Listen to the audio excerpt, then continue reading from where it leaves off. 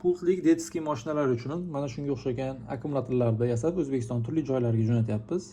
Bu akkumulyator bilan komplektda zaryadniki bo'ladi.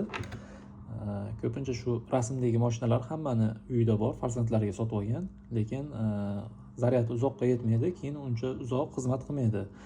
Aslida mana shunga o'xshagan akkumulyatorlar bo'ladi ichida. Eniga jicha kattaroq bo'ladi, u amperi kattaroq.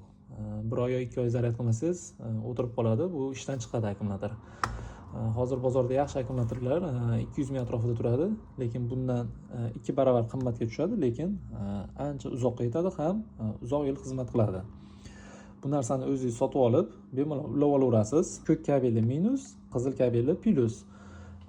Mashinaning ichida turgan kabelini uzasizda, mana shunga ulab qo'yasiz, bo'ldi. Har doim o'sha zaryadga oladigan joyiga suqib, mana shu zaryadnikni suqib ishlataverasiz. Bu 12 volt, ichida 8000 milliamperga yaqin quvvati bor. Xudo xolasa ancha yil xizmat qiladi. Bu sinovdan o'tgan, ko'pchilik odamlarga yasab jo'natganman, hozirgacha xizmat qilyapti. Ko'rishlaring mumkin, shu mashina ichiga akkumulyator yasab olib kelganman. Hozir ulab sizlarga ko'rsataman. Bir 90% sidinasini tagida joylashgan bo'ladi akkumulyatori. Mana bu joyga yaltirab turgan o'rtasida samarez qatirilgan bo'ladi. Mana bunga o'xshagan отверткada bo'shatib turib, ko'tarsalaring ochiladi.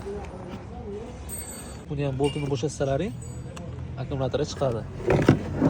Akkumulyatori ko'rishlaring mumkin, simi qizil kelayotgan simi bu plusi, bu qora kelayotgani bu minusi. Akkumulyatordan uzasizlar. Akkumulyatorga ulangan shtekерni 11 bilan kesib tashladik-da, ozgina simini chiqarib yubordik.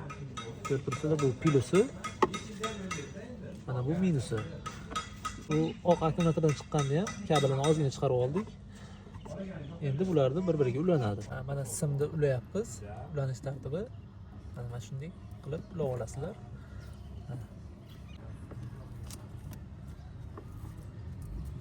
Qiziliga ulandi, ya'ni plus ulandi, izolentalandi, chukilib, ko'ki qoraga ulandi, ya'ni bu minusga ulandi, izolentalandi. Mana endi yoqib ko'ramiz. Hozir yonishi mana bu joyda yonadi. Va endi akkumulyatorni mana shu akkumulyatorning o'rniga joylashtirib qo'yamiz, bo'ldi.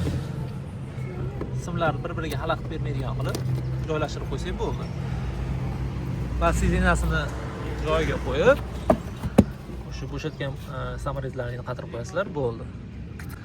Endi bolajonlar mazza qilib sayr qilaverasizlar, zaryad tugab qolmaydi.